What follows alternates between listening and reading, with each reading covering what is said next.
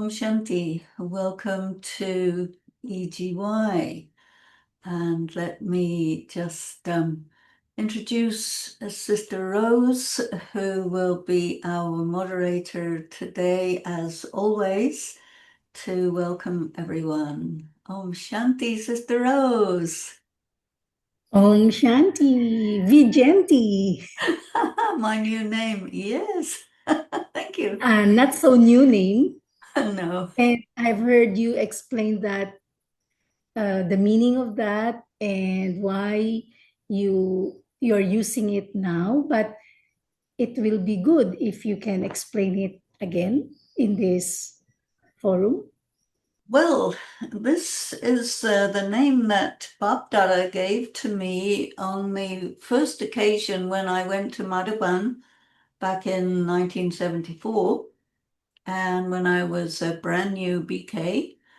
And I was just there. We were meeting Baba in the history hall, sitting on the floor, and Baba was also sitting on cushions on the floor in the history hall. And he said, "This is Vijayanti." So that's how he named me.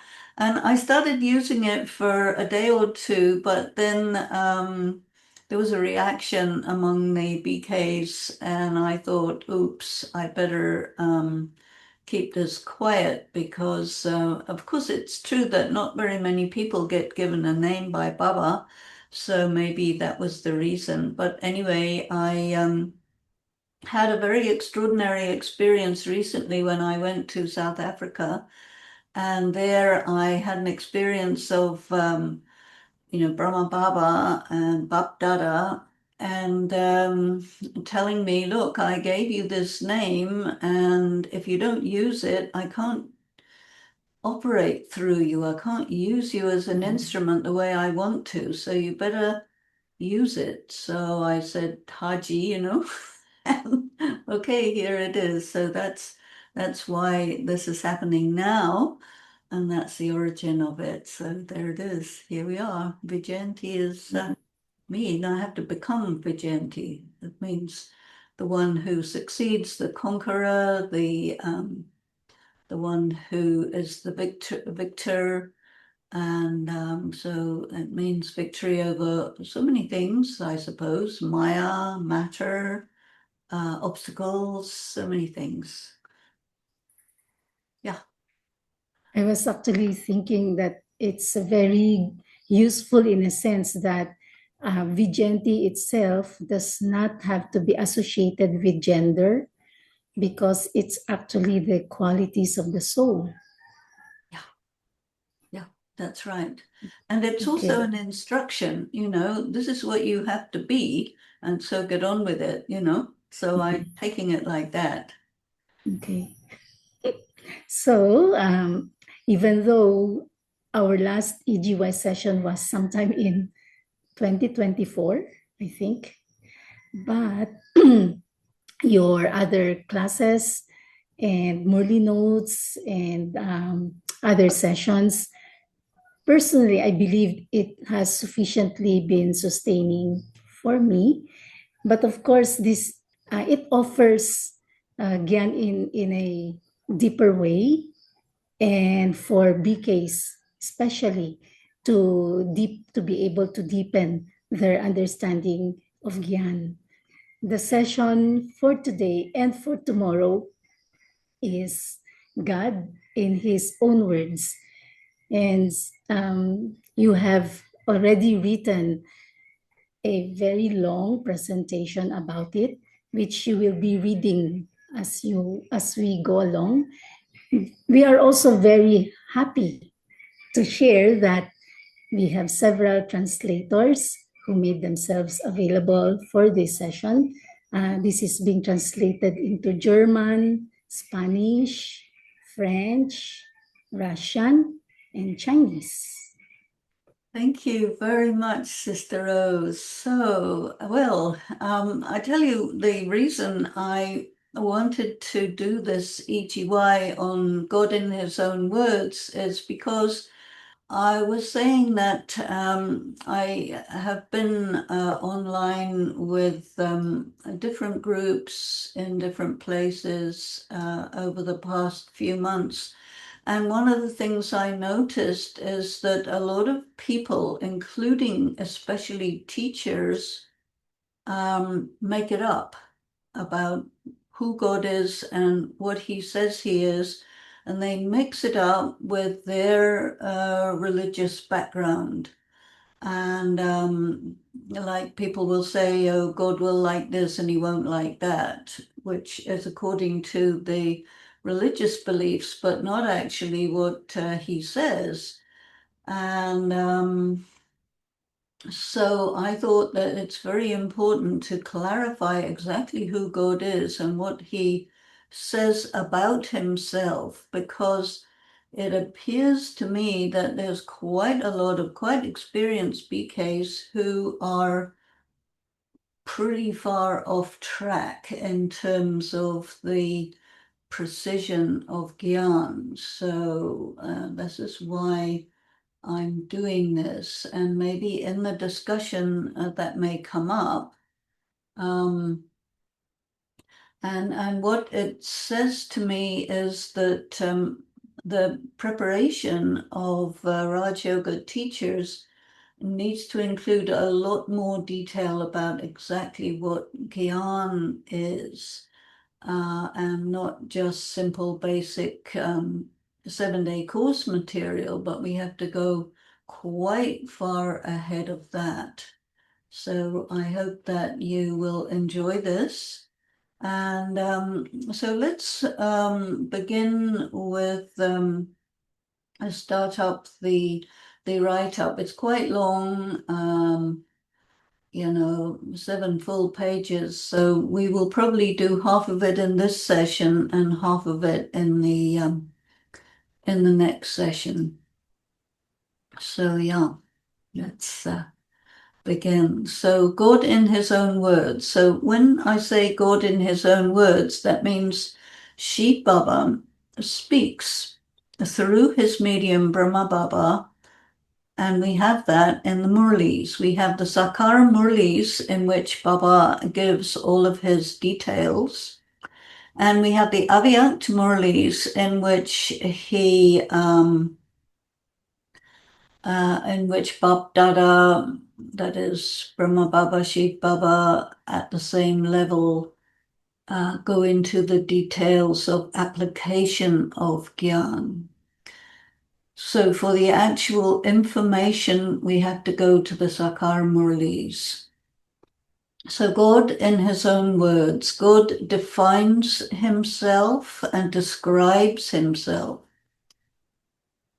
There is the expression God speaks, Shiv Bhagwan Uvach. So the Gyan that we study is called the accurate knowledge of the Bhagavad Gita. And Shiv Bhagwan Uvach, or Bhagwan Uvach, actually the Gita says Shri Bhagwan Uvach. And he says, I am Shiva, so it should be Shiva Bhagwan Uvach. Shri means the purest of the pure, but that could apply to Krishna, it could apply to Shiva, it could apply to a few people. So it has to be precise. If you're not precise, then you go off track. That's the point. So he says, I am Shiva, Shiva, the incorporeal, the immutable, the eternal, immortal Father of all souls. This is his identity. In each Sakar Murli, Baba describes himself and his creation through the medium of the body of Brahma. So this is how he speaks. Now, in many religions, they say God is speaking, but they don't know to whom or how or where or when. So here it's very precise. He speaks through the medium of Brahma in India, initially in Hyderabad, in Sindh, then later on in Karachi, and then in Mount Abu. So the Sakar Murlis that we study on a daily basis are the last 5 years of the Sakar Murlis after Mama left the body. And by that time, all the knowledge had been given, because otherwise it was given slowly, slowly, and portions that people could relate to. And every so often, Baba got rid of all the Murlis and said, no, no, no, we start again. And this was to go further and further away from bhakti and into pure gyan. Now there is a question, why do people say Shiva and Shankar are one and the same? So this came in some Murlis recently, you may remember that. And in Hinduism, they say Shiv Shankar, or Shiva and Shankar are the same. They don't make any distinction, which means they have anthropomorphized God. Anthropomorphization means you make God into a human. So most of the religions, they cannot describe or define, and the religious people cannot conceptualize God as incorporeal. But he says, no, you have to be able to, otherwise you can't study this. So get your brain sharpened up. So Shiva is the soul, the incorporeal soul without a body. And Shankar is a non-existent physical form, which is symbolic of the bodiless stage of Brahma Baba. And it is considered as one of the deities in Hinduism. And the speciality of Shankar is he's associated with destruction. And it is said that when his eye opens, then the world is destroyed. So he has the third eye. And usually he is colored blue, which means it's an impure person. So you can't be a deity and an impure person. So it's very, very difficult for Hindus to figure out this religion, their religion. So Baba gives the reason for the many beliefs of bhakti that no one else knows. In a recent Murli, he said, you call us Bap Dada.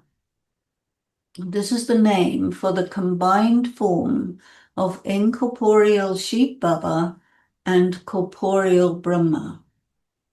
The memorial of this phenomenon is the erroneous concept that Shiva and Shankar are one and the same.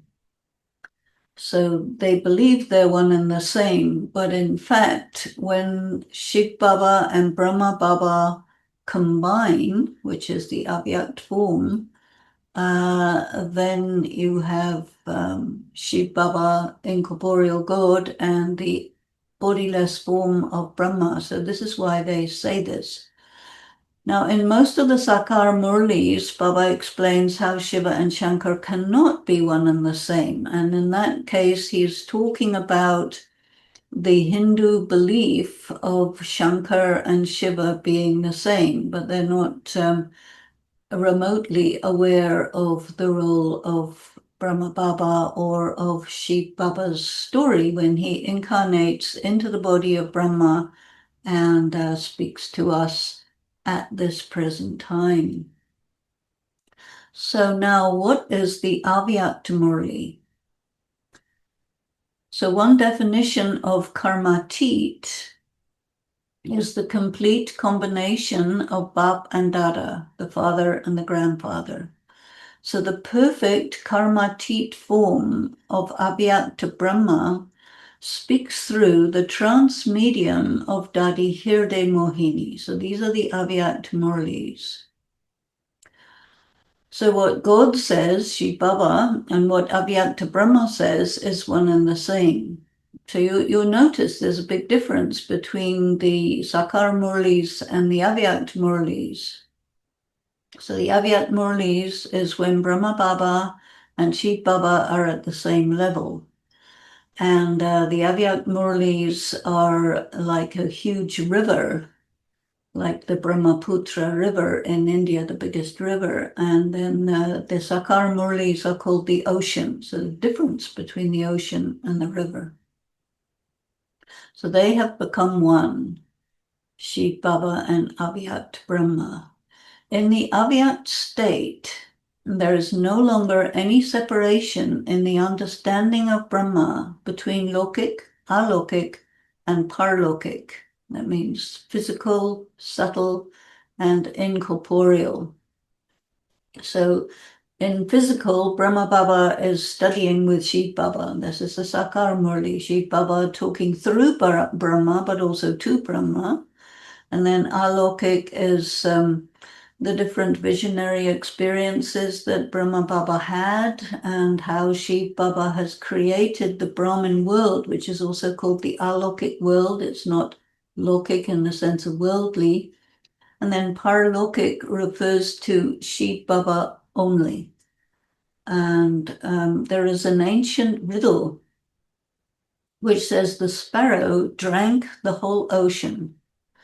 And no one knows the meaning of this persistent saying. So there are many sayings like this that come in the Murlis and that not very many teachers understand. So we need to clarify them. And this is a reference which is clear now, but before Shiv Baba incarnated, it could not be figured out. But now it is clear Brahma absorbed all the knowledge of Shiva and could become the river Ganges that flows from the hair of Shankar, which refers to the bodiless stage. Now, if you're a Western person, you do not have any background of Hinduism. And if you're a Hindu, you have a very, very limited knowledge of Hinduism, very limited. And if you are a serious student of Hinduism to the point of being a guru, then you probably know all these things. But I would say 99% of BKs do not have this background. But when Baba was speaking, people were much more knowledgeable about Hinduism than they are today. And so if you really, really want to understand this Gyan at depth, then it becomes very important to have a good understanding of the Hindu background. Otherwise, you will be lost. So then it's up to you at what level you want to study this. But I study it at this level, and that's why I talk to you about this. But if you don't, that's okay. So Shiva and Brahma have become one, and the great Brahmaputra river flows as the Avyakt Vani. So that is what the Avyakt Murli is. Vani means the words. Right.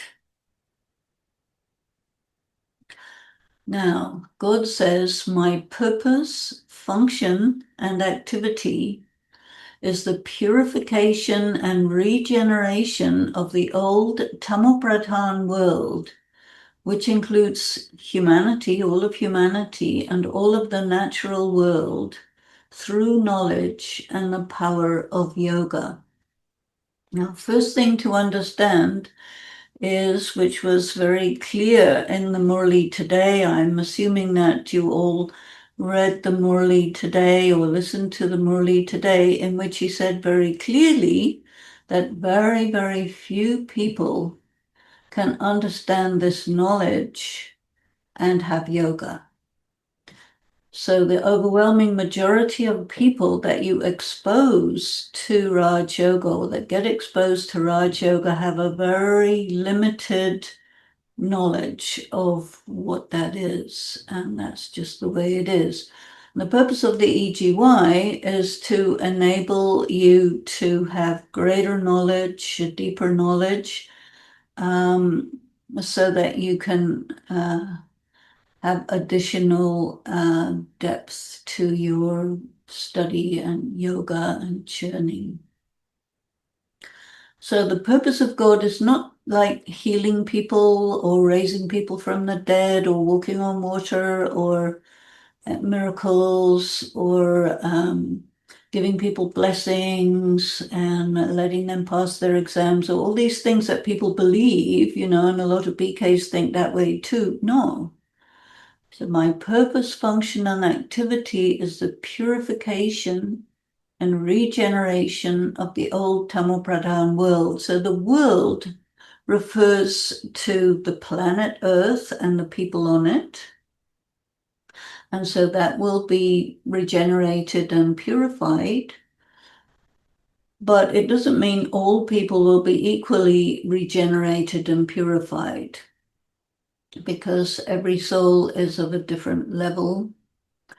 The elements of matter will all be purified and brought to their highest vibration, you can say.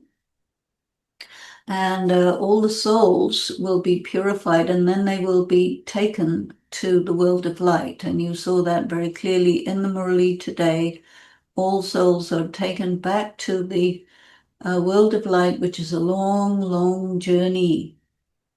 And everyone goes like a swarm of bees or a swarm of mosquitoes. And very, very few people sit with Baba as Raj Yogis and do the work of getting themselves purified and regenerated and changing from Tamil Pradhan to Rajo to Sato Pradhan by their own efforts. And through the work of these BKs, the rest of humanity and the natural world becomes purified. So we are called instruments because of this reason.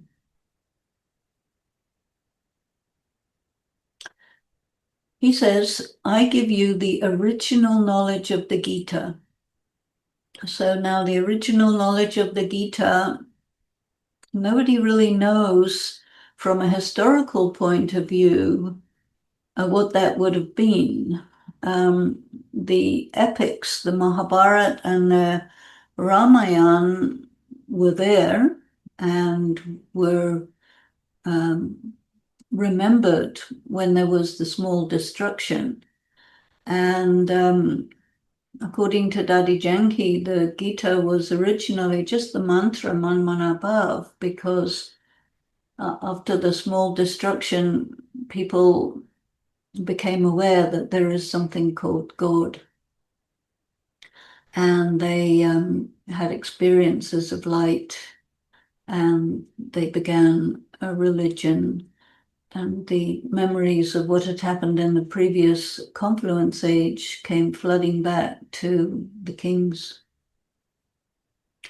And then you see the Gita that you can find in Hindu literature was created according to the Vedantic concepts enunciated by Adi Shankaracharya, and then mixed into the existing oral traditions of pre-Vedic Hinduism. Now, of course, most of you will not have any idea about any of that, but it's actually part of our study and we need to know about it. So if you remember the picture of the Kalpa tree, Adi Shankaracharya comes just before the Iron Age. And so he took birth 1500 years ago, and that is in the 5th century of the current era. So the current gurus nowadays tend to claim, if you look on their Google pages, that he took birth 5,000 years ago, but this is actually historically wrong. And if you think about it, if Sri Krishna lived 5,000 years ago, no one would accept that Shankaracharya is a contemporary of Sri Krishna. Not possible. So Shankaracharya started the sannyas movement. So there are no sannyasis in the Golden Age. So there is actually much well-established information that contradicts the current guru's claims.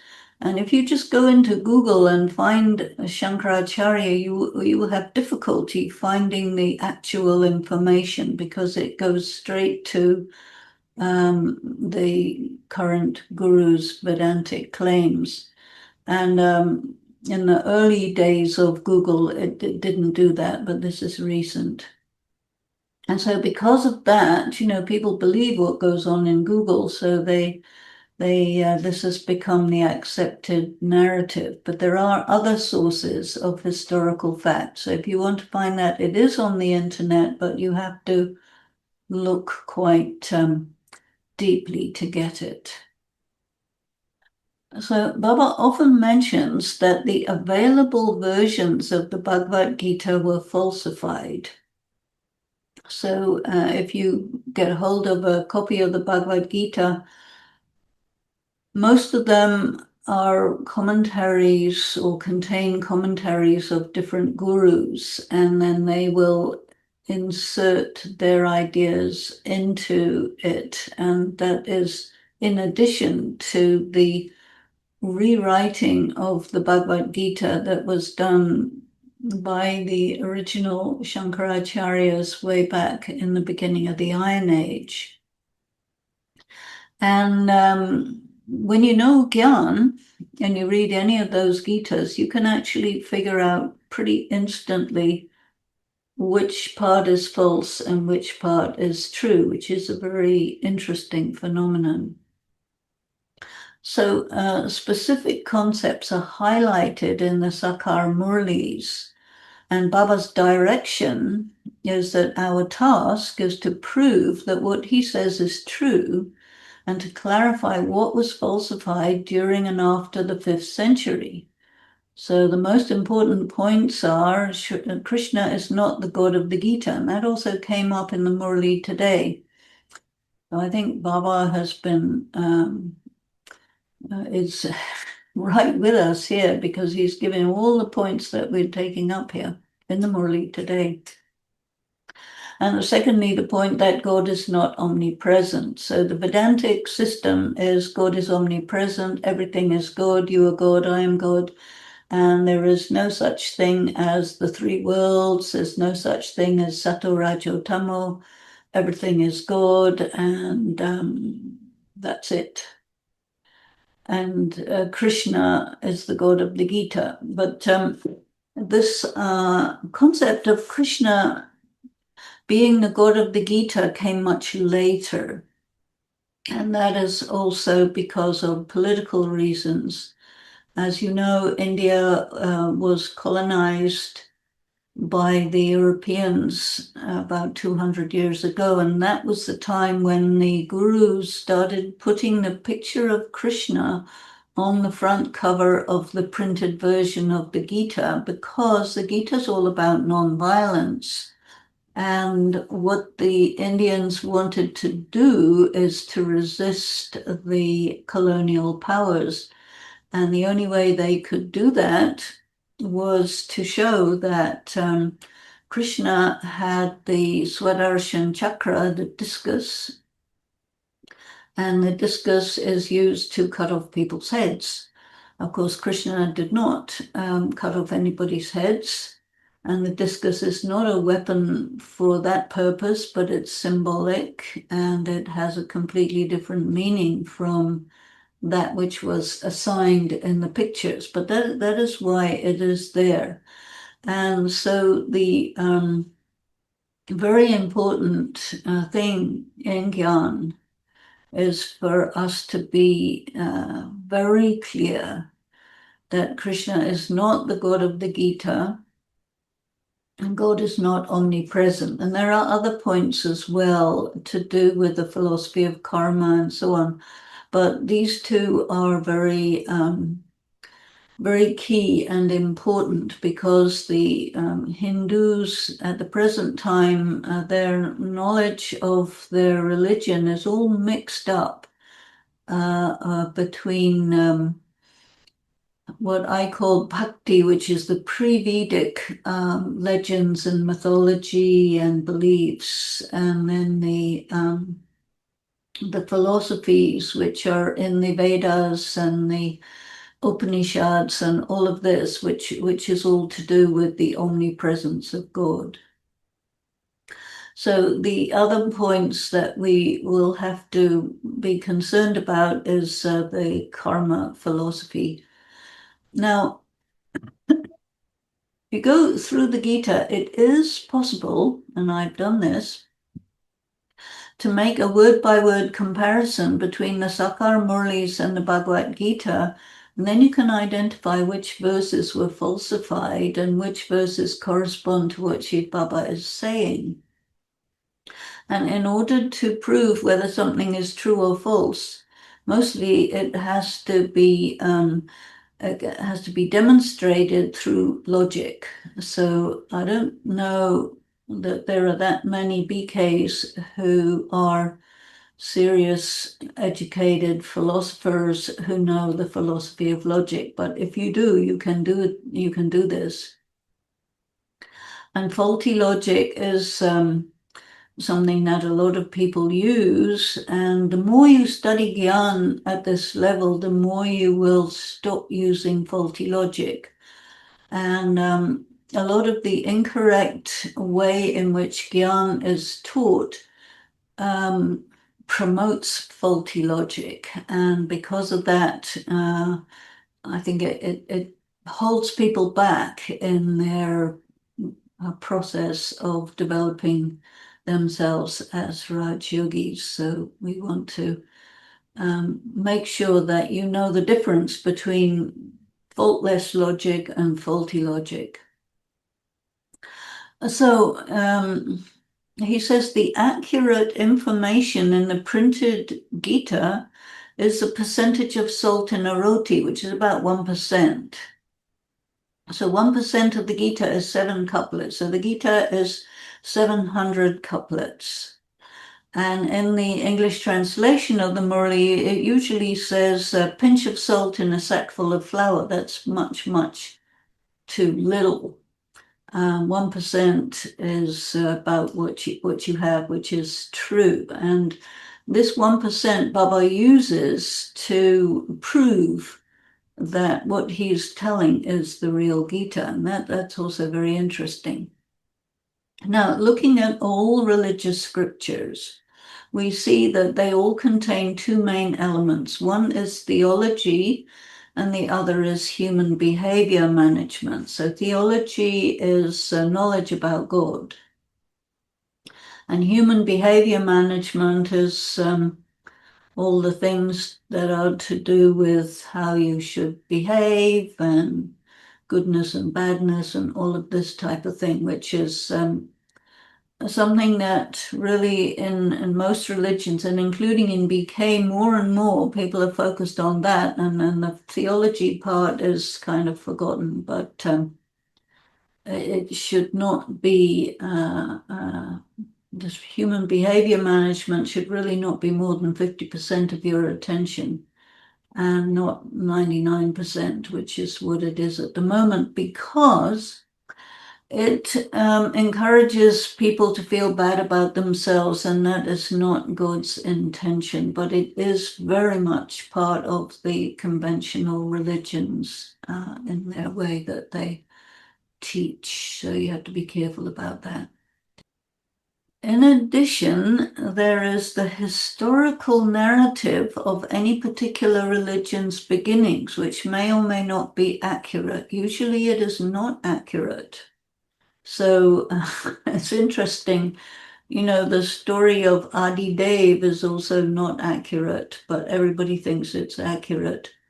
And the story of how the Buddha's life went, and Jesus Christ and Muhammad and Abraham, and all of these are not accurate. And they write a non-accurate historical narrative mostly because they believe oddly enough. They believe that the fictionalized version is more attractive than the reality.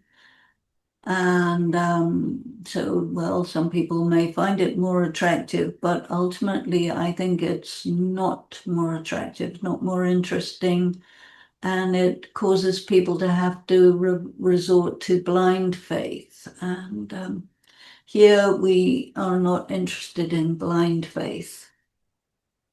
So now one of the other aspects is important here. The main religions took root during the Copper Age, which is also called the Bronze Age.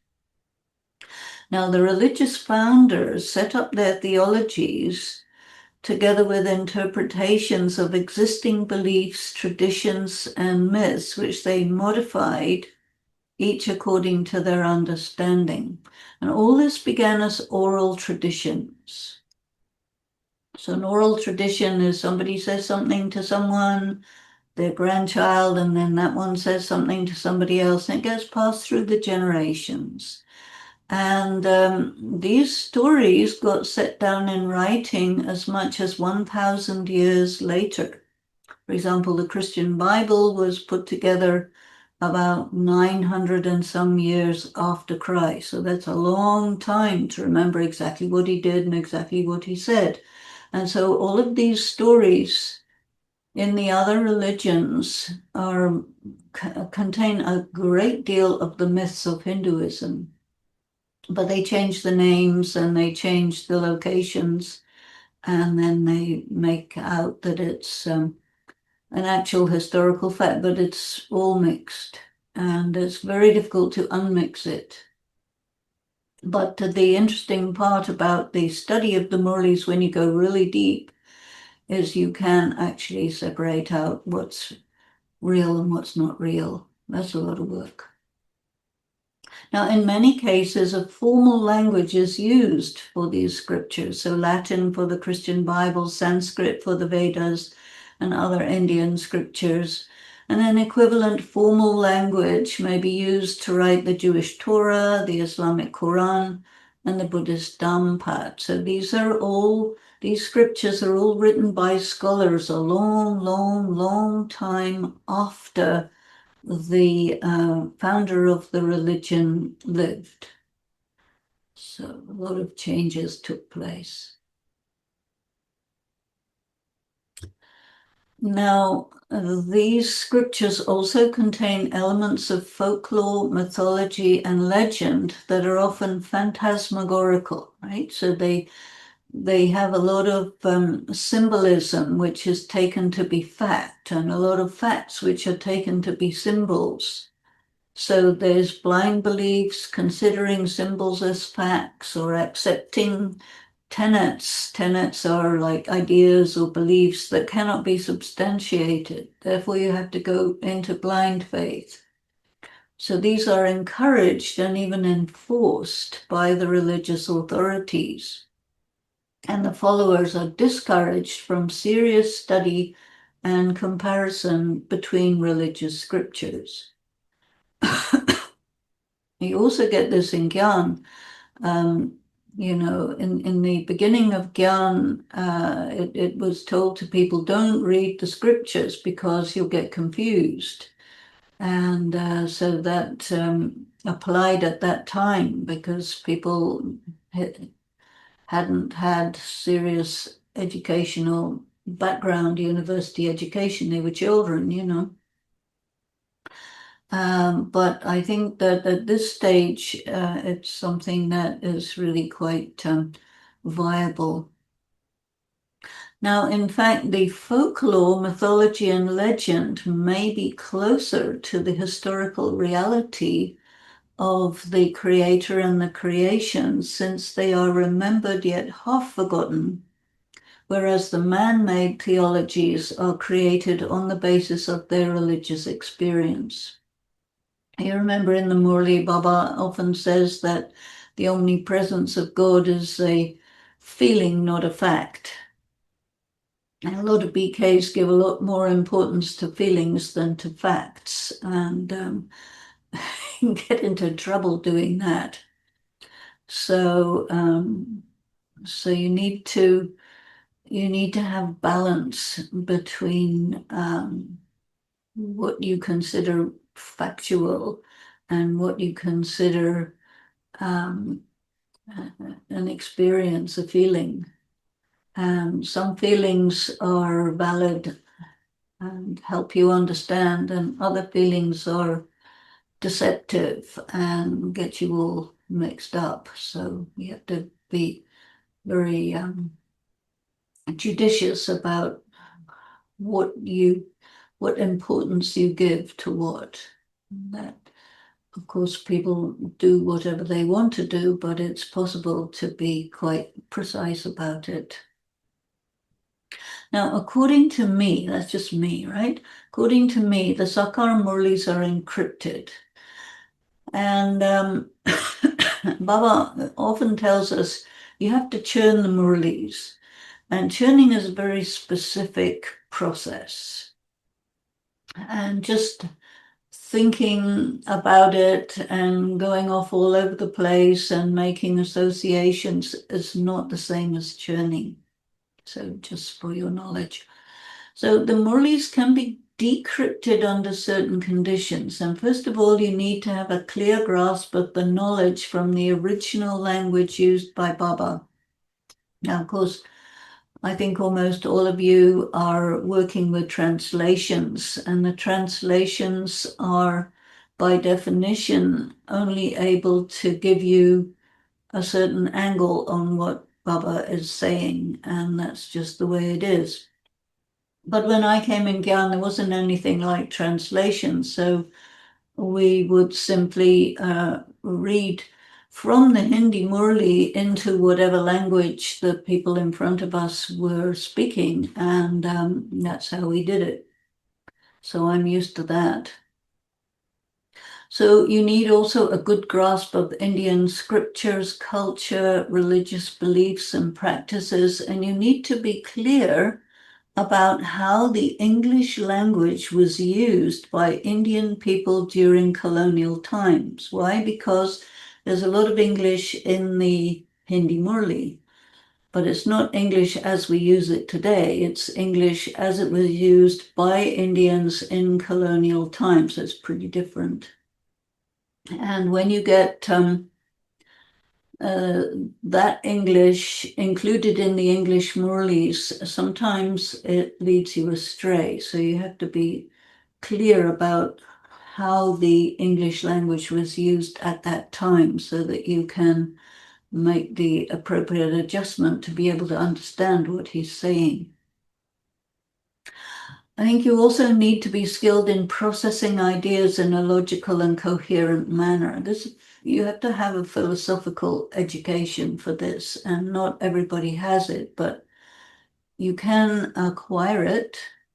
And if that's too much trouble, then don't worry about it. But for churning the knowledge, really grasping the knowledge, this is extremely helpful. Now, we cannot expect all the students of the Brahma Kumaris to study at this level, no. But I think it's important for teachers to have this background, because if you're a teacher, anybody could come along and want to learn, and they might have a very good intellectual background, and you need to be able to handle people who know very well how to process ideas. And if you have all this capability as a teacher, this is very helpful for you. Yeah. So going to churning, there is the expression Vichar Sagar Manthan, which means churn the ocean of ideas. And there is an image related to this. And if you want to see that, I think the best one is in Bangkok airport. If anybody goes through Thailand to get to India or wherever, because there they have this enormous snake, which is wrapped around a turtle who is under the ocean, standing on a rock. And the one end of the snake is being pulled by all the deities, and then that's the head, I think, and then the tail is being pulled by all the devils. And so they're pulling this turtle with the snake, and it's making the ocean go into a vortex by moving it clockwise and anti-clockwise, clockwise and anti-clockwise. This is the meaning of churning. So now this is what you do. Now, Shrimat means concepts, not directions. You need to be clear about this. And you must be aware, I think, that Daddy Janki was the only Daddy who was well informed about all the Indian scriptures and all the aspects of Hindu bhakti. She was much older than the others. She was exceptionally intelligent, so she completed her schooling in 2 years, and from then on she was educated by the well-known gurus. So she knew all the references, all the background, all the ideas, the differences between Bhakti, Gyan, Vedanta, everything. So no other BK Dadi had this level of education. Dadi Janki was already 21 at the start of the Yagya, while the others were little children, 8, 9, 10, 11, or in their early teenagers. So Dadi Janki was really the most qualified to decrypt the Murlis and was also the most adept. And she was personally trained for this by Bap Dada. And then she taught me because I was a kind of, what do you say, apprentice. So this is how we learned, in the 70s, how to study under Dadi. And of course, everything was in Hindi. And so only Sister Jayanti was there to translate, and that's a lot of work for somebody to translate everything. So Dadi said to me one day, she said, look, if you have yoga, you will understand what I'm talking about. And she taught me how to go into her mind and understand what she's saying directly in Hindi. So that was very, very helpful to understand all these things, which nobody really talks about anymore. But according to me, this is what Raj Yoga is all about. So I give it a lot of importance. Okay, we'll finish this one, and then I'm going to turn it over to Sister Rose, because we're already just about at 12 o'clock. So in the Sakar Murlis, Bap Dada clarifies the criteria for who can decrypt the Murli. So the soul must have taken the full 84 births. So how do you know if you've taken 84 births? Quite tricky, huh? If there is a gap between the beginning and the end, one cannot accurately spin the cycle. Such a one can be Swadershan Chakradhari. So how can you know whether you are such a one or not? There are many criteria, some of which can be enumerated. So we'll have a look at that later on. But now I'm probably much too complicated for most of you as I read this and I see all of you sitting here. But we will do our best to clarify all these things. And anything that I'm saying that is too complicated, don't worry about it, because as Baba says, it's all number wise and there's lots of different areas of different numbers and. So let me stop here and turn it over to Sister Rose and Sister Vanji. Om Shanti. Thank you for your patience. Thank you, Sister Denise, for such a very deep, profound. I haven't had that kind of gyan presented in that way for a long time in my BK life, except from you. So um, there are some few things that I would like to lift. Um, you mentioned what God says and what Avyakt Brahma says is one and the same. So that is referring to the Avyakt Murli. And therefore, what um, the question that I have is in the Sakar Murli, since Brahma Baba is not yet Avyakt, and you also mentioned that in many religious uh, scriptures, it contains theology and human behavior management, which I also notice in the Sakar Murlis. Um, for example, do not cry or do not, a lot of do's, do not, or be sweet. So how do we, what should be our attitude, or what is the right frame of mind when listening to the Sakar Murlis? I mean, it depends on the individual, of course, but I would divide it into, you see, Shiv Baba does not have to manage the BK family, Brahma Baba does.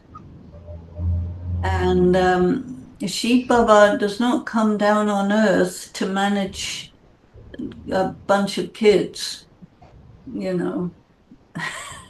He says, I'm here to give you the accurate information about myself and the overall knowledge of the creation, the drama, and the symbols and philosophies and so on.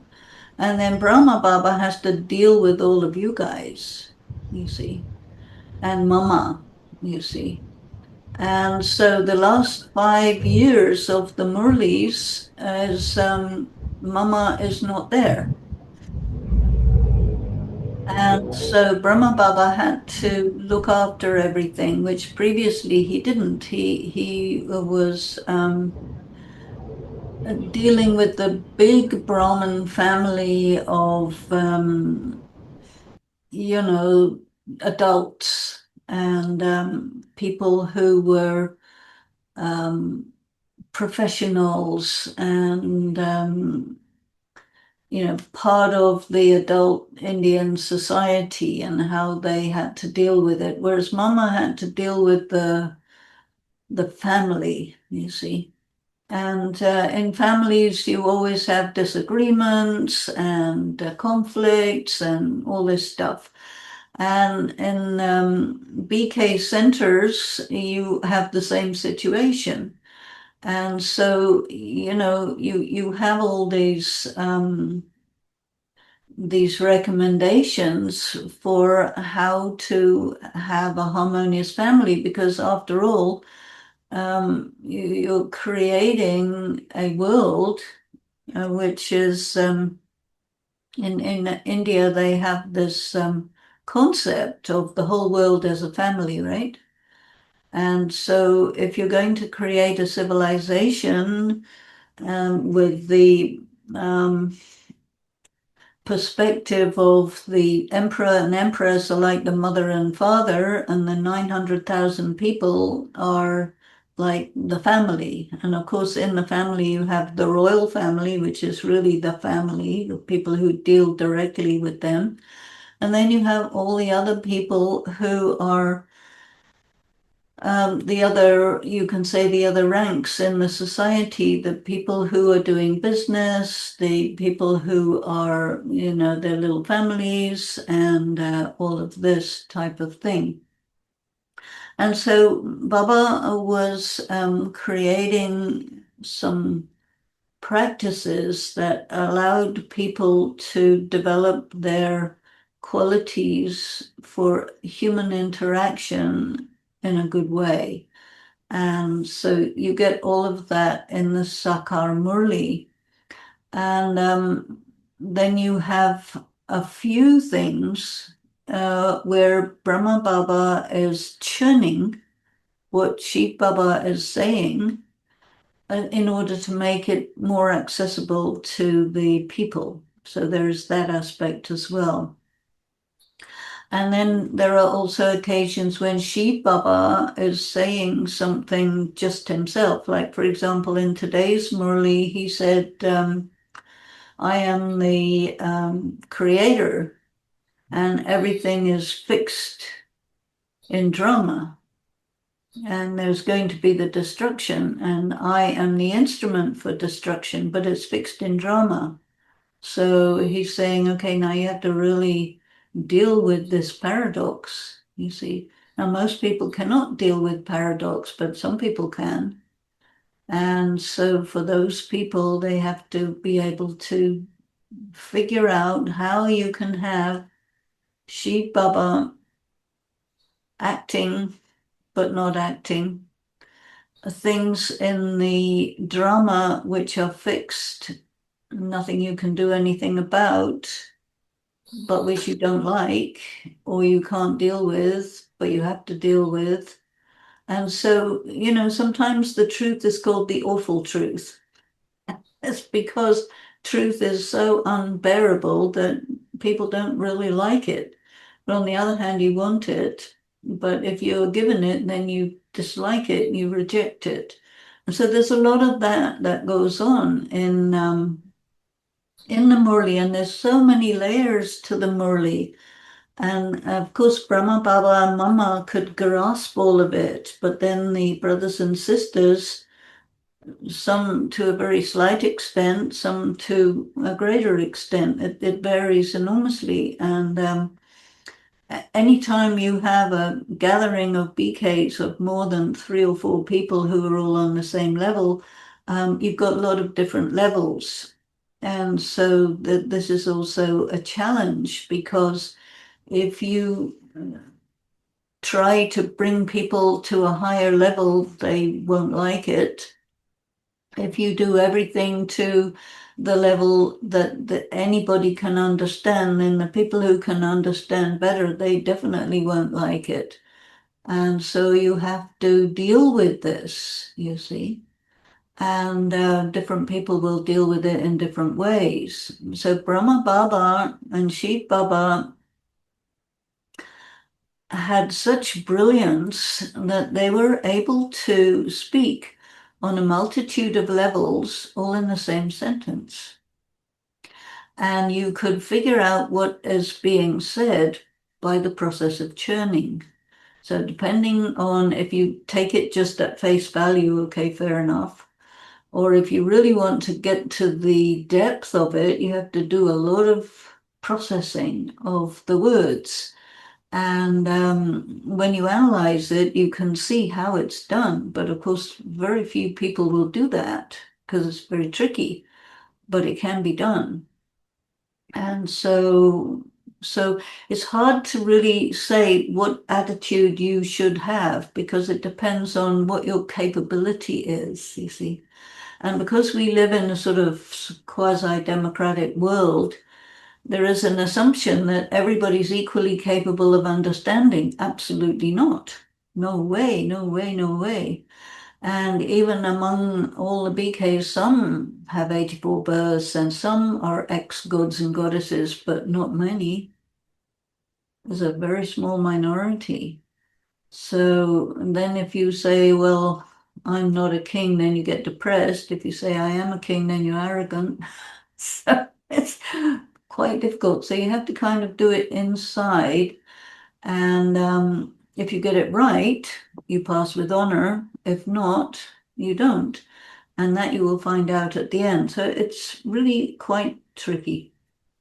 I don't know how to make that part go away. And I don't think it can go away, or it should go away, but it's an issue. So Again, you defined mat as concept, Yes. and it is not direction, which is how it is usually translated. That's why they say Shrimat means directions from Shiv Baba. Yeah, well, there's a reason for that. And the reason is that when Brahma Baba was in physical body, people would want to have a device from God about this or that, their situation, their family, or how they should deal with, how they should be in Gyan and following all the principles in their Lokic environment. And so they would ask for Shrimat. Mm-hmm. In that sense, they were asking for directions.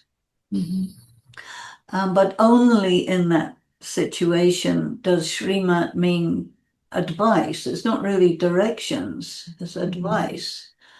And the famous story is, should I drink tea made by somebody who's not a BK? And for Ramesh Bhai, he said, no, you're the boss of your company, so you do not drink tea made by somebody else. But Brij Mohan was an employee in an accounting firm. And so he, if he was given tea when some important person has a meeting with him, then he has to drink it. Otherwise, he's insulting that person. So it's really was all about how to deal with the complications of the prevailing social attitudes of Indian culture in the 1940s, 50s, and 60s, and which still applies today, because a lot of people are still very traditional, and some people are very Americanized, and so they don't do that anymore. And some people are a bit of both, and some people are very want to maintain the old ways, and so you have to be pretty knowledgeable about etiquette. And when you talking about Shrimat Bhagavad Gita, has nothing to do with directions. That all to do with concepts. You see. Mm-hmm. And so if you use one word for lots of different things, then you need to know by just your knowledge which application to apply to the word.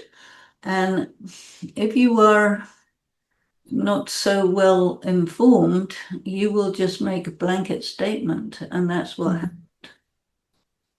And the translators don't really expect the people who don't know Hindi to have any awareness of the complications of Hindu society. And so they probably thought that the easiest way to deal with it is to just call it God's directions. Now, to me, that's not a very good way to deal with it, but to them, it's a good way to deal with it. Mm-hmm. Difference of opinion. So, because I think it is very useful to be able to differentiate concept that was taught by Shiv Baba vis-a-vis the advices given by Brahma Baba in terms of how to live harmoniously with each other. Absolutely, me too. However, some or many times it is also said that you have to consider every word in the Murli as spoken by Shiv Baba. And that's why it sometimes creates confusion. Well, this statement, you have to consider every word as spoken by Shiv Baba, was also from a practical situation that was experienced in Brahma Baba's time. And that is, there are just tons of opposition from Mm-hmm. arrogant-minded men who would argue with him and say, it's just Brahma, this is not Shiva, this sort of thing. And then the teachers would be faced with this in the centers. And so it was recommended that, well, if you tell people that everything comes from Sheet Baba, then you get around that situation. But if, on the other hand, you say every word of it should be considered by Sheet Baba, and you're not in that situation, then you get into blind faith, you get into fanaticism, and because very few people nowadays know from practical experience, because they're all dead, all these people, Mhm. what was the situation for Brahma Baba, Mama, the daddies, but because I've been 50 years in this, I heard about all this, you see, so that's how I know. But nowadays, nobody will tell you about it because your teachers have no background in this, no knowledge about it. And so it just becomes like uh, like the what do you call it? The catechism. But it shouldn't be made into a catechism when this is current. This is not from 1,000 years ago or so.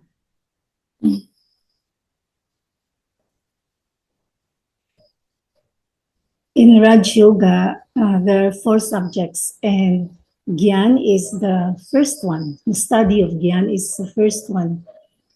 But again, as you have mentioned, in a sense, the conditions or the qualifications of a teacher to be able to really teach Gyan well, um, from what we are seeing now, hardly actually have this.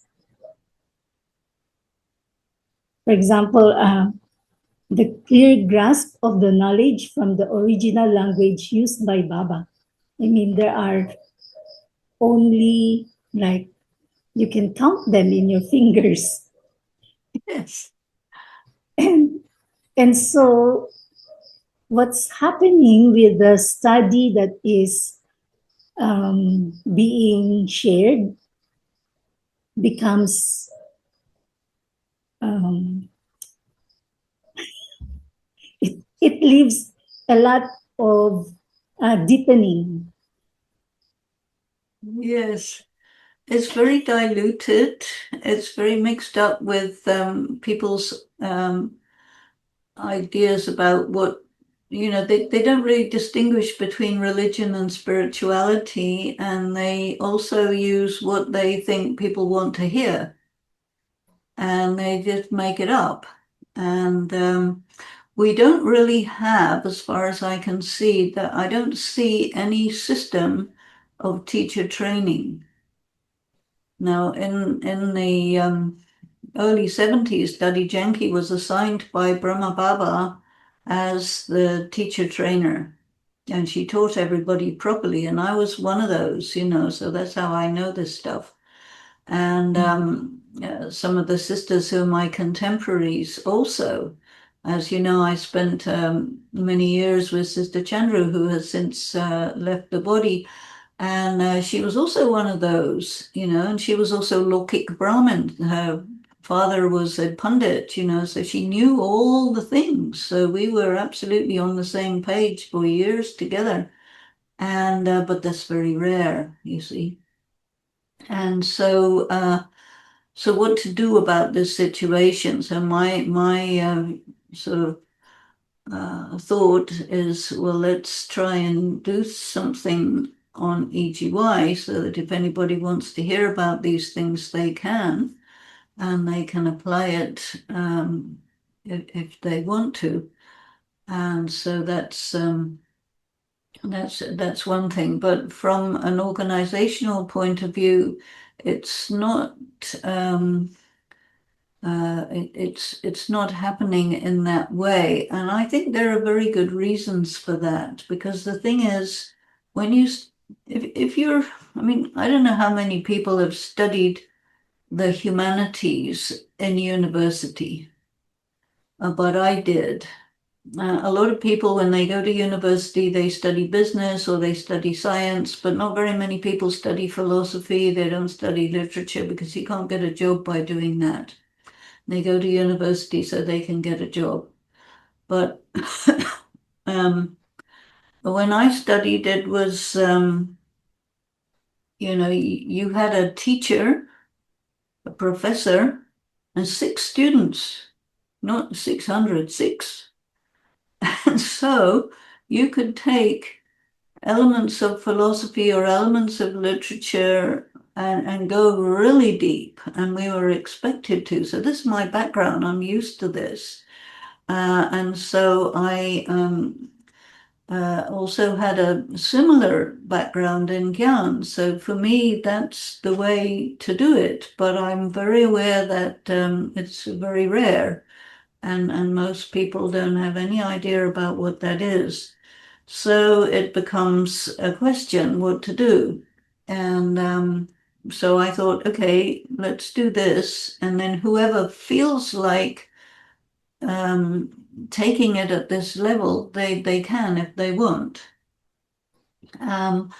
This is not like a corporation like Coca-Cola. If you make Coca-Cola, you know what Coca-Cola is. And it has to have a certain amount of sugar and whatever, water, and I don't know what goes into Coca-Cola, but every can of Coke has to taste the same for everybody anywhere in the world, you see. Gyan is not like that. But if you corporatize Gyan and you try and make Gyan in the same way as you make Coca-Cola, you're going to have a very, very watered down version of it. And because, as you said, Gyan is the first of the 4 subjects, it means that Gyan is the foundation of yoga. So if you don't have much Gyan, how can you have yoga? Mostly what people have for yoga is meditation commentaries, not a single one of which is useful for yoga. Because yoga means that you really churn the Gyan to the point where you arrive at a state which the Gyan is talking about. And if you don't have deep Gyan, you can't do that. So your idea of yoga would be very different from my idea of yoga, for example. And of course, Baba says, well, this is all number wise. But my feeling is, and this is a kind of moral principle, my feeling is that you take people as high as they possibly can go. And that is better than just leave people in a low level just because it's suitable for everybody. I consider that unethical. That's just me, And your, in a sense, your effort to reach out to many of us, trying to deepen our understanding is really very much appreciated. Thank you. Sister Vanji? I like the questions of Sister Rose. The seniors and the ancestor souls are not here anymore. They may have left us with nuggets of wisdom. I don't know how much of that we still retain, but I feel we are in a different era now. EGY facilitates, helps us to deepen and probably broaden our understanding of Gyan as we continue in the journey. Yet, sometimes we're faced with how do we go from here? So we go back to Sakar Murlis, but as you said, sometimes so much of the depth of the Gyan gets washed away because of the difficulty in translation. Um, I appreciate more the Avyakt Murli. For some reason, it resonates more deeply with me. I don't know if the reason for that is because Sakar Murlis are so strong with what you refer to as the behavior modification. And sometimes I really say, I argue, with the Sakar Murli, how can it be possible? In other words, I don't um, immediately accept it. I argue with it. And there are many points in the Sakar Murli, especially the way it's being translated in the current time, that I have to set it aside because I say mm, it's not appealing to my way of understanding.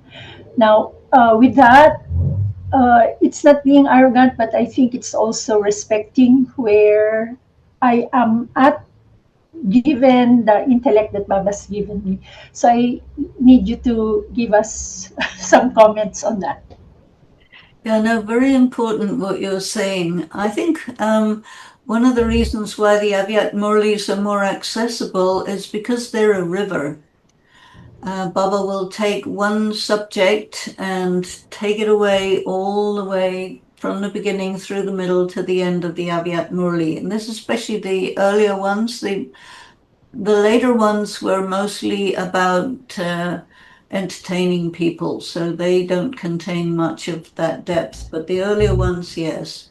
And also, I would find in certain instances a single line from a Sakar Murli, and that line would be the whole of the Avyakt Murli because Baba would be going into the depth of it, you see.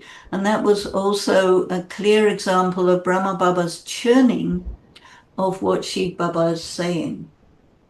So this is why I say the Avyakt Murlis are really Brahma at this high level of completion, giving everyone the interpretation of what Shiv Baba was saying straight without any decryption, and I think that is very accurate, you can say. So the Sakar Murlis are very difficult to translate. And I have made a few attempts to translate some of them and put them into a different quality of English because my knowledge of English, because my first language, I know thousands more words than the translators who don't have my vocabulary in English, you see. So they may use a simple word for many things, for which there are many words and which Baba uses many words, but which only come out as a single word like love or peace or something like that. Whereas there are many, many other words, which he uses where there are nuances. And if you don't get any nuances, then there's a lot that is lost. So that's just one element of it. But the other thing is the Sakar Murlis of the ocean. And so you have got enough points in a Sakar Murli for years together of thinking, well, in one Murli. And then the Avyakt Murli is much more straight, you see. And I'm pretty sure that this is why people find the Avyakt Murlis much more accessible. They're pre-churned, you see. The Sakar Murlis are not churned. It's a straight, undiluted ocean, which is throwing waves in all directions. And you have to figure out the currents. And you know what Daddy Janki used to say is, look, you look at the ocean and you see there's little waves on the top of it, and you sit there on the surface and you think that's the ocean. It's not, it's 10 miles deep. You have to go down. And the only way you can go down is this churning system. You have to create a vortex of thought to go down into the currents, into the depth, and find the jewels at the bottom of the ocean, which is why yoga and churning the knowledge is the same thing. If you remember when Jagdish Bai was making a set of pictures for use in foreign countries. I mean, these were in a book called Illustrations of Raj Yoga, which nobody ever uses, but which is really good. But anyway, one of those pictures was called The Four Stages of Yoga: Initiation, Meditation, Concentration, and Realization. And it was all about churning the knowledge. And people, I think, don't get it. So I usually tell people, dig out this picture. It's sitting on the internet somewhere. Have a look at it, and then go into the depth of it. But you see, in this day and age of social media and so on, everybody wants instant something, and they don't want to work. They don't know how to work their brain to grasp ideas. You see, all you get on the media is propaganda anyway. And very, very rarely do you get something which is thought-provoking. And Chief Baba wants to provoke our thinking. And this is also why I think the function of a Raj Yoga teacher has to be to show a person how to use their mind and how to use their intellect. But I don't see much of this going on. And I think that a teacher's job is to enable an individual to acquire these skills of processing thought and ideas and knowing the difference between faulty logic and a coherent and consistent logical thought. Because you have to distinguish between a religious approach to things, which is blind faith and compliance, and a spiritual approach is zero compliance and no blind faith. And so we need to distinguish between those things. We cannot operate like 2-year-olds. We are not 2 years old. We are people who have full life experience, and we do have to work with this knowledge. I mean, do you seriously imagine that God is talking to 2-year-olds? And out of that, he will create a new civilization? You've got to be joking. Or something. This is serious stuff. This is not just little picnics. So, I mean, I think that this EGY, we used to do it more frequently, but for some reason, I don't know why, there was a big gap. And maybe we can say off we go again. But I do think that it's good for there to be at least, among some BKs who are interested in studying Raj Yoga at this level, to have the opportunity to do so. You see, one of the problems in the BK community is that, okay, everybody listens to the same Murli at the same time, in the same way, at the same speed, and it has to operate at lowest common denominator when you do that. So, which was fine at that time. But now, as you said, which I thought was very interesting, you said we are in a different era. And when you're in a different era, sometimes you have to really take a look at what you have been doing up until now and see if you want to still do that or if you want to take it to another level, I would say. And then this is what I'm interested in. You know, there was one in the 1970s, Murlis, Avyakt Murlis, which you don't really see anymore now, but they were there and I was physically there at the time. Baba made a lot of predictions. And one of the predictions he made is a time will come when there will be no more Murlis. And so what's that?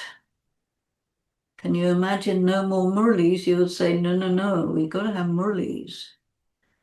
But it might be, there was another thing which happened. I don't know whether all of you are aware about it or not, but one of the sannyasis told not to broadcast the Sakar Murlis at all.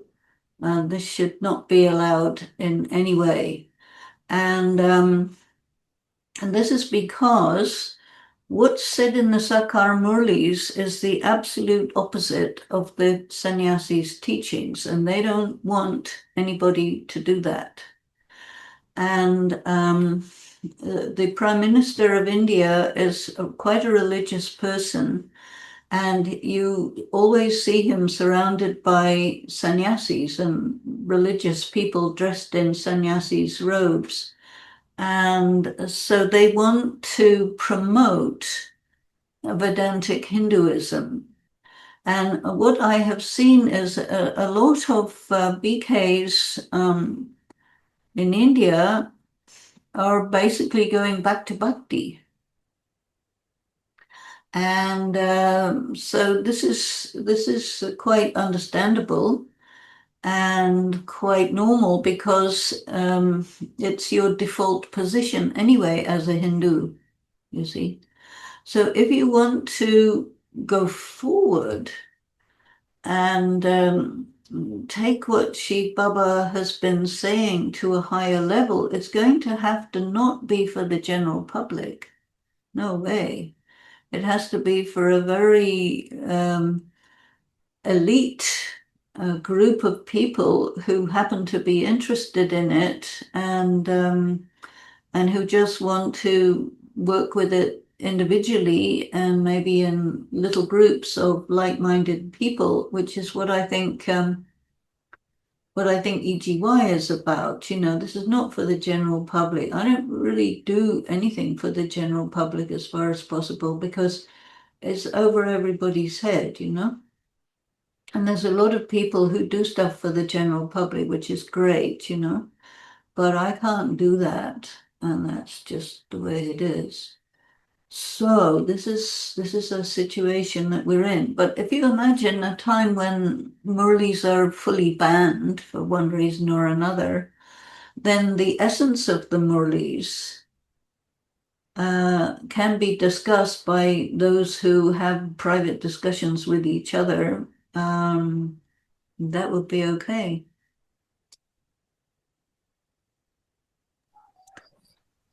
And I think there are some groups, it's not just me, there are other people who are doing this kind of thing, and there are groups who are working in this way. And I think that's very good.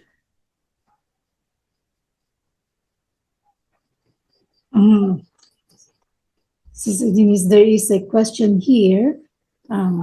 More and more, Baba is referring that the Brahma Kumaris is a religion and the Adi Sanatan deity Dharma is a religion. Is this a question of translation? Yes. Or is it really a new religion? No, it's totally 100% a matter of translation. The word Dharma does not mean religion, but it is used to mean religion in Hindu parlance a lot.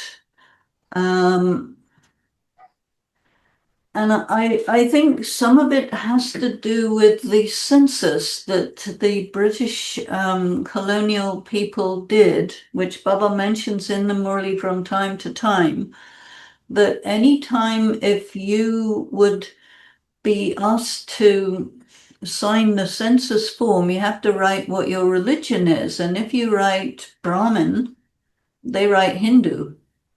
And they refuse to accept that there's anything other than Hindu Dharma. And so people started using that language, and Buddhist Dharma, they call it. Now, actually, if you look at the word Dharma, it means what you are. And when Baba says Swadharma, and you hear a translation, religion of the self, what on earth is that? That's absolute nonsense. It cannot possibly be a religion of the self. It doesn't make any sense at all, but everybody goes along with it for some reason. I don't know why. But Swadharma means, what are you? You're a soul, not a body. Pardharma is you think you're a body, but you're not. So pardharma is to think that you are something that you're not. And Swadharma is to know what you are, you see. And then Swadarsan Chakradhari has nothing to do with spinning the cycle. No, it means looking at all the changes that have taken place in you throughout the cycle of time. That's different, you see. And so you get translations which are commonly accepted, and nobody challenges it except me, because I tend to challenge as much as possible everything, what to do. But yeah, the Adi Sanatan Dharma is not the Adi Sanatan Hindu Dharma. The Adi Sanatan Devi Devta Dharma is not a religion. It's what the people were. They were deities in the Golden Age. There was no religion. No way there would be a religion. You know, it's like claiming that Shankaracharya was living at the same time as Krishna. No chance. No chance whatsoever. Krishna was living in heaven. Shankaracharya was living in hell. Well, the people, they say, oh, God is in heaven. Nonsense. He says, I don't go to heaven. I come to hell to get you people out of hell and get you prepared to understand about karma and yoga and bring yourselves up to a high level, so that the kind of world that forms itself around you is the world that you call heaven. You see, but nobody ever talks about that. But that's what Shiv Baba is talking to us about, you see. And so, yeah, what to do? So we do EGY as an attempt to do that. And somebody's asking, is there a Brahmin religion? No, of course there's not a Brahmin religion. Brahmin Dharma means you are a Brahmin. That means you have to do all the things that a Brahmin does. And if you do something that a Brahmin doesn't do, then you're not a Brahmin. It's nothing to do with religion.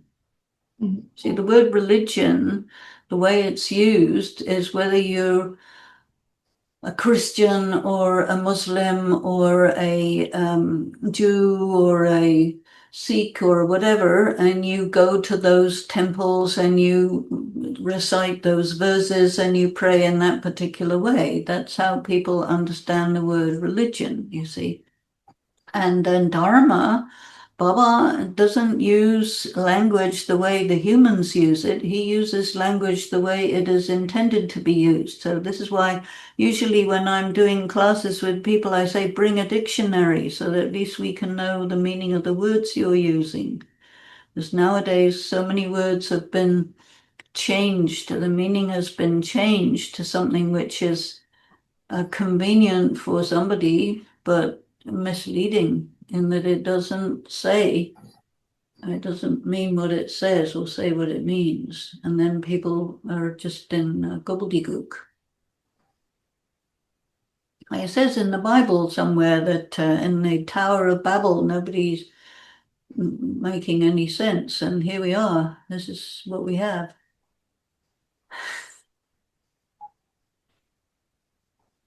I must say that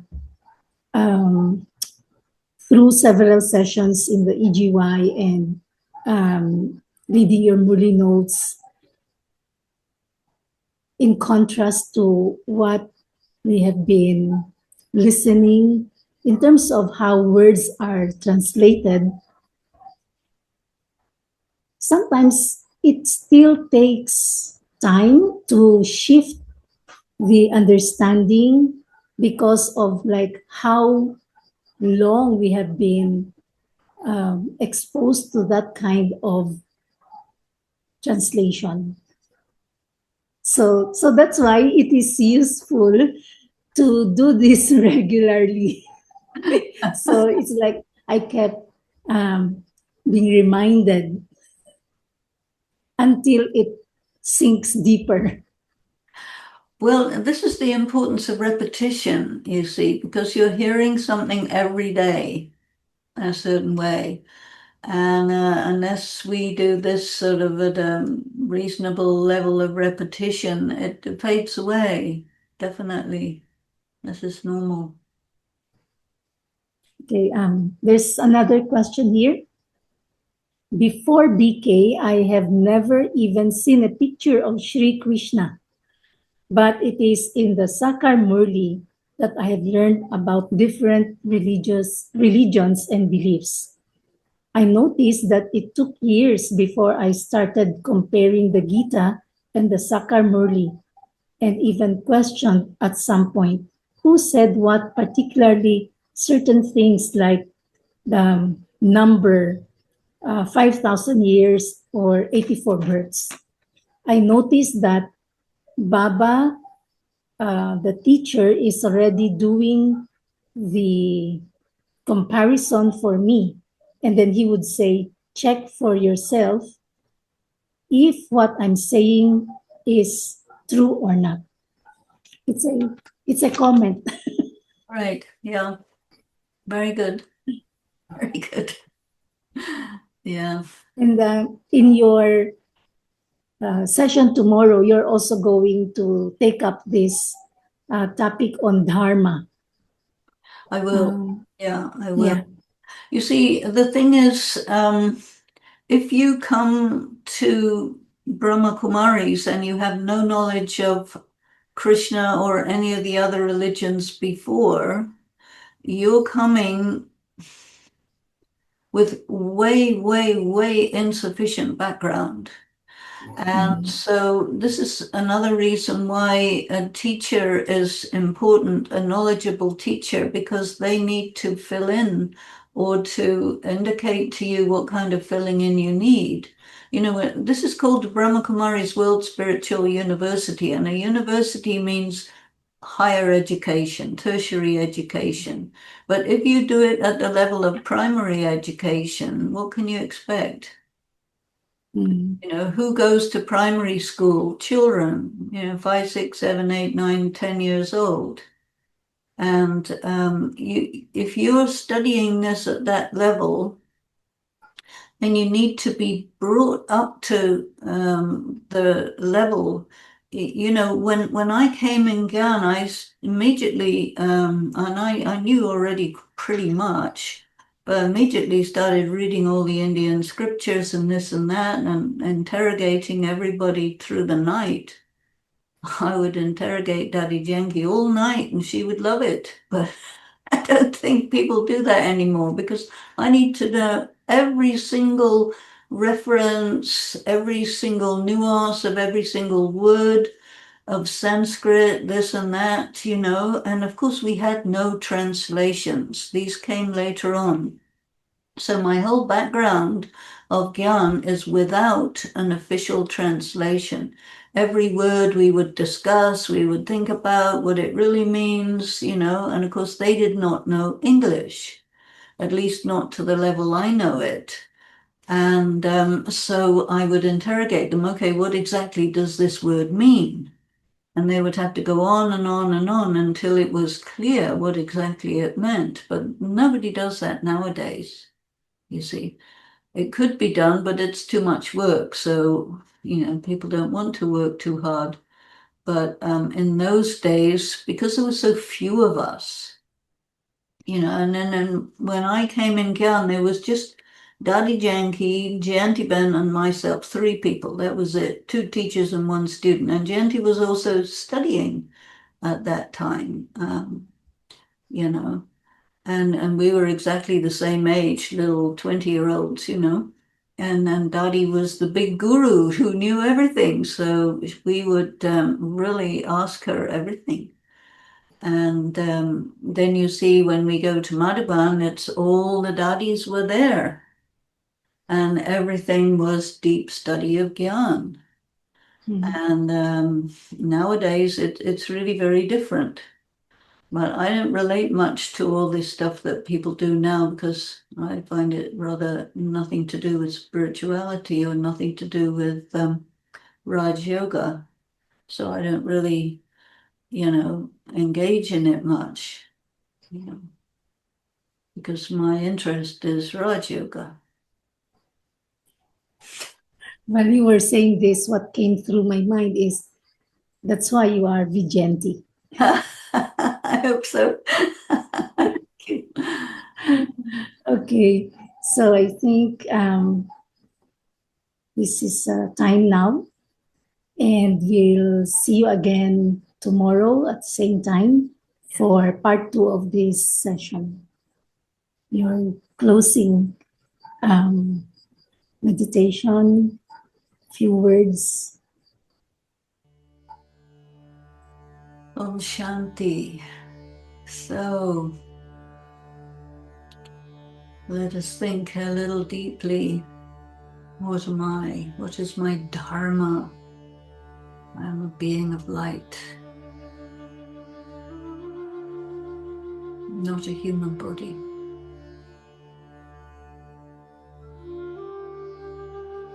I have access to the Supreme Being, Supreme Soul, Incorporeal God,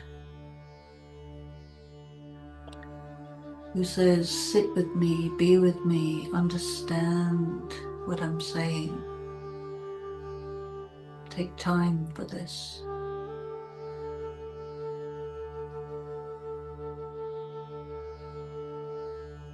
Go into quiet contemplation. Baba used the word communion yesterday. So yoga means communing with God, being on the same level, in communion, in communication, in tune.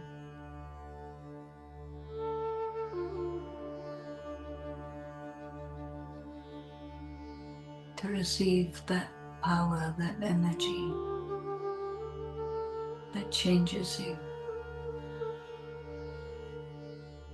from an ordinary human into an extraordinary one.